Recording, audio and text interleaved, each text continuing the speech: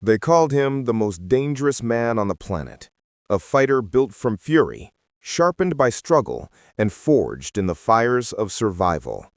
When Mike Tyson stepped into the ring, the world didn't just watch a boxing match, it witnessed a storm. But behind the fists, behind the knockouts, behind the noise, was a child who grew up without safety, without guidance, and without peace. This is not just the story of a boxer. This is the story of a broken boy who became a monster and then fought his way back to become a man. Mike Tyson was born in 1966 in Brooklyn, New York, one of the toughest neighborhoods in America at the time. Poverty wasn't just a condition, it was a daily battle.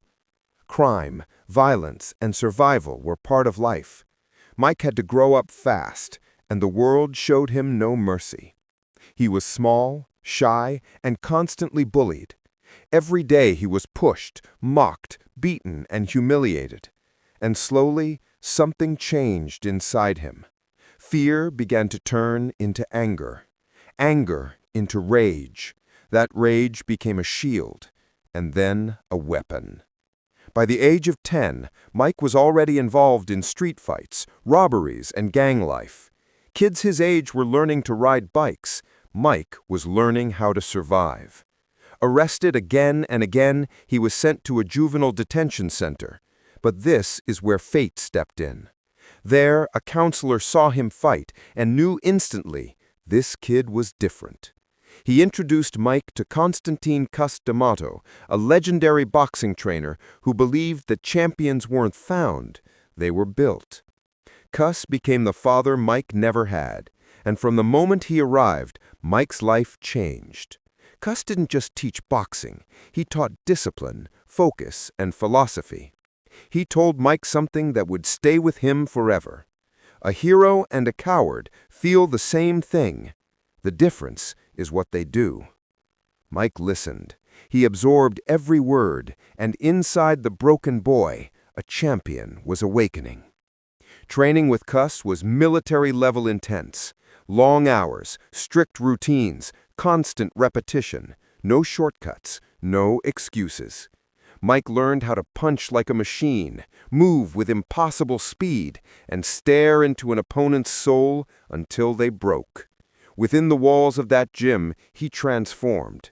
Once bullied, now unstoppable. At 16, tragedy struck. Mike's mother passed away. She never lived to see what her son would become. With nowhere else to go, he moved in with Cus, who told him, "I'm going to make you the youngest heavyweight champion in history." It sounded impossible, but Mike believed, because for the first time in his life, someone believed in him. Mike entered the professional boxing world like a thunderclap. His fights didn't last long. 1 round, 2 rounds, opponents were crushed under power they had never seen before. Tyson didn't just defeat opponents, he destroyed them.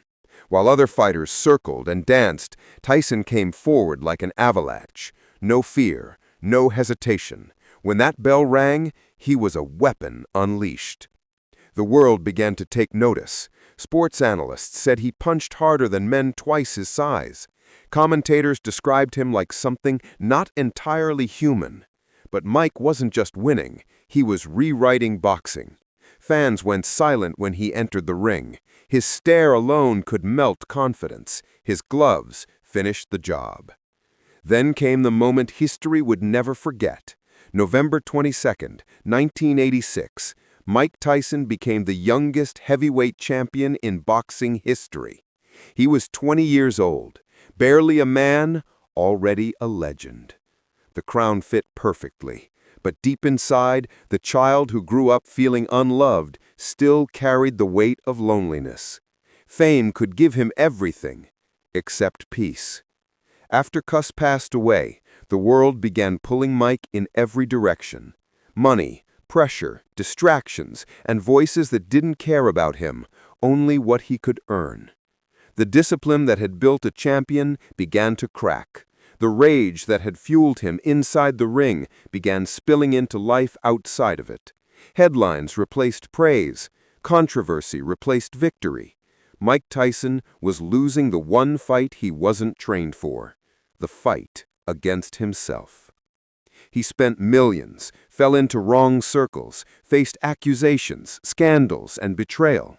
His personal life collapsed, his career spiraled. The invincible champion who once terrified the world was suddenly vulnerable, exposed, and human. And then came the moment that shocked the planet, the infamous ear-biting incident against Evander Holyfield. Overnight, Tyson went from hero to villain. The world said it was over. The media buried him. His reputation was shattered. But Mike Tyson was not done.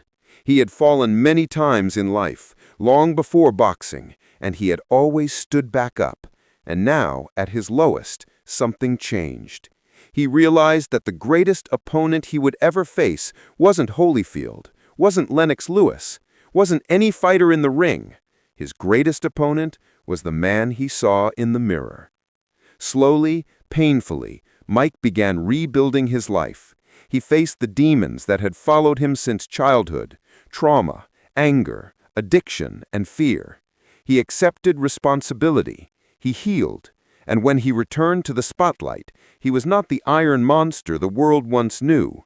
He was something stronger, a man in control of his own story. He embraced humility, forgiveness, and peace. Instead of fists, he used his voice. Instead of rage, he used honesty. Instead of hiding his failures, he spoke openly about them so others didn't feel alone. Mike Tyson had finally done something more powerful than any knockout. He transformed. Today, he stands not just as one of the greatest fighters of all time, but as proof that redemption is possible. He went from poverty to champion, from champion to scandal, from scandal to rebirth. He teaches that no matter how far you fall, no matter how much you lose, no matter how dark the pain becomes, your story is not over unless you stop writing it. When people remember Mike Tyson, they remember the speed, the power, the fear, and the knockouts. But the real legacy of Mike Tyson isn't found in the championships. It's found in the journey of a boy who survived a world that tried to break him. A young man who rose to the top through pure will. A human being who lost everything and still managed to come back stronger. In the end, Mike Tyson didn't just win fights. He won something deeper, the right to say, "I am not who I used to be." And that triumph lasts longer than any belt. This is the rise, the rage, and the redemption of Mike Tyson. The story of a fighter who discovered that the greatest victory a person can ever achieve is the victory over themselves.